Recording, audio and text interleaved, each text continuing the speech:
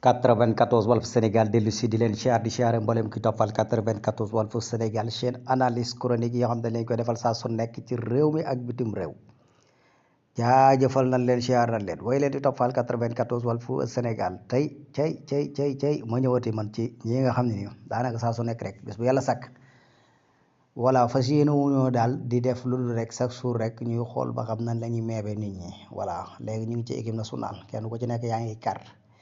kenn ku ci nekk yaa ngi xool kenn ku nekk yaa ngi def say système kenn ku ci nekk yaa ngi jàpp ne maanaam mun la joxe ay millions coupe bi ñëw fi voilà maanaam daal duñ def dara te yàlla tax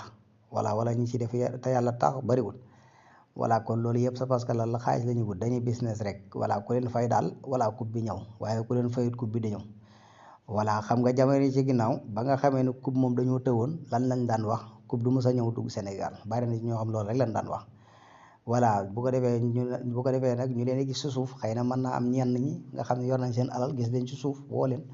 ni leen waaw dañoo bëgg coupe bi ñëw wala ngeen def ci ñaan ak yooyu na xoolal gis nga fii dëgg la lenn lu ci nekk rek nit ku nekk da ngay sabablu ci wuti dara ngir suñu borom jox la loola ndax am na loo xam ne nii nit da koy jaarale ci nit waaye am na loo xam ne nag du ko jaarale ci nit waaye loolu dafa am lu ko jiitu mooy gëm yàlla d'abord gëm ni yàlla lu am rek ca dogal ba ca ësal moom dogaloon na ko bu ko mënoon a jaarale ci nit it da koo dogaloon moo tax chaque jour bis bu yàlla sax nga gis ñii di lajji waaw parce que parfois dañuy wax loo xam dara du ci am doo ci gis dara voilà parfois ñu wax loo xam dina am loolu moom nit ki nga xam nitu ordinaire la sax mën na ko maanaam ci yi ñuy dox mooy ñoom dañuy business voilà business rek la ñuy def voilà ak di meebaate voilà loolu képp dañuy liggéey la ñuy def mais sëriñu bu xaaba la boo xam ne loolu mooy seen liggéey xëy na ci leen ci lañ def lépp waaye maanaam wax muy am moom suñ borom lay dogalub suñ borom la voilà ndax fii lañ daan wax naan équipe nationale du jël dara du mës a jël coupe wax nañ ni maanaam Sénégal coupe du fi ñëw voilà sëriñ si wax nañ ni maanaam coupe du fi ñëw voilà aywa coupe bi ñëw na fi léegi lu ñuy wax voilà coupe bi xam ne ñëw na fi léegi lan la ñuy wax moo tax lu dogal maanaam loo xam ne jotagul rek mënu leen a ñaan comme ñëw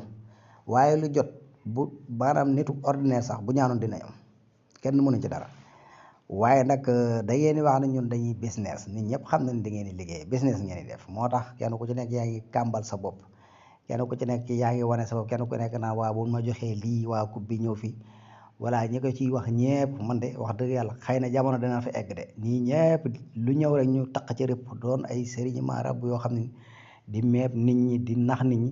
bis dina ñëw xëy na ku am fulla am fayda ñëw nekk ci réew mi dajale leen ci ay saal buñ leen dajalee ci saal ku xam nga doxal ku xamul nag nga dem bàyyi ji